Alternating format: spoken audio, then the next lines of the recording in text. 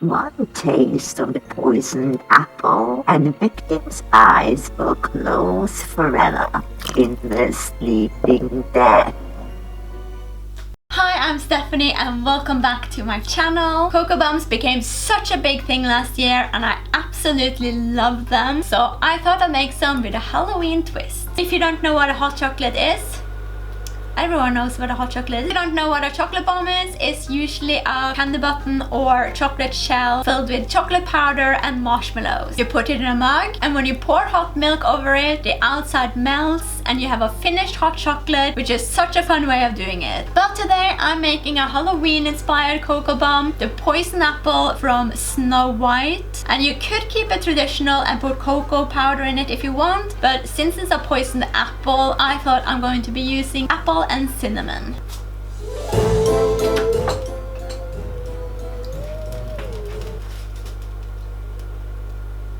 Our candle kind of exploded or something. Let's get started.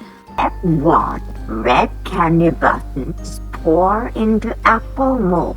I'm using this apple mold and I'll be using candy buttons because they had the best reviews on Amazon and I trust you, Amazon reviewers out there. The stem will be going into opposite directions when put together, therefore I'm taping up the gap on half of them. And if anyone can think of another way of doing it, do let me know. Pour the red candy buttons into an oven-proof dish over boiling hot water. I'm doing 2 thin layers. Use a clean brush to coat the mold and make sure that you keep the thickness up to the sides as well, very important. Let it set for 5 to 10 minutes in the fridge, then add another thin layer. Leave to set for about 20 minutes. For the stem, I'm using cooking chocolate. It was a bit runny, but found that when it was slightly set, I could push it up to seal the gap and then add some more of the slightly set chocolate as it's thicker to fill the rim again. Cool it in the fridge. Carefully remove the mold. The stem broke off on this one, but I'll show you how to easily fix it later. Do make sure that the tape is not stuck to the apple. On this one, I'm being extra careful to loosen the stem before the apple. Looks perfect. I'm so happy with this mold. Time for next step, filling the apple. Gently heat a frying pan and slightly melt the apple seam to create a cement to help it stick to the other half. Then add flavoring of your choice. Classic cocoa is the most common. I'm adding a teaspoon of apple instant drink powder and a bit of cinnamon. This is a must, lots of marshmallows. Melt the other half slightly and press them together but not too hard. Use a piping bag to cover the gaps. I'm sketching out the motif using a disinfected pin.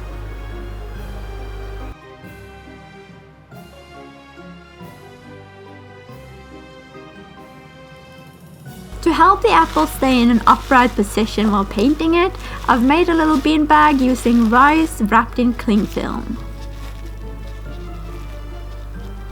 Last step of the magic formula. To decorate it, you will need piping bags and green candy buttons. Add half a teaspoon of vegetable or coconut oil to a full packet of candy buttons, or add a bit at a time to reach your preferred consistency to make it runnier, which will create drips easier and give a smoother texture.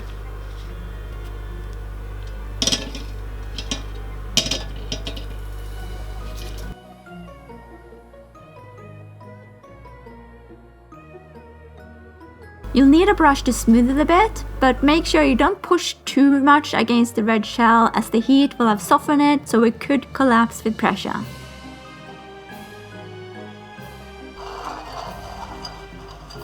For the unfortunate one that lost its stem, I'm adding the mixture on the top, putting the stem back on and holding it in place until it's secure.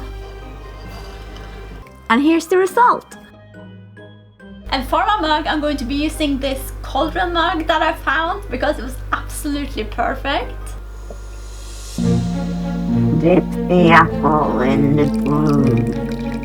Let the sleeping death seep through.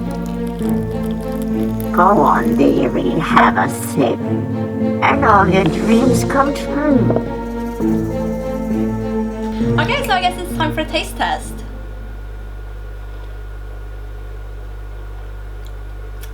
Okay, so it's really sweet. If you don't like sweet, then... So the vanilla flavor from the candy buttons like is really overpowering, but I can taste the apple and the cinnamon like just gently in it. I would say that this isn't probably the best thing I've ever tasted, because the apple powder itself isn't like the best flavor that I've, you know, had. I'd probably go for cocoa powder. If you want to see more creative Congo bombs,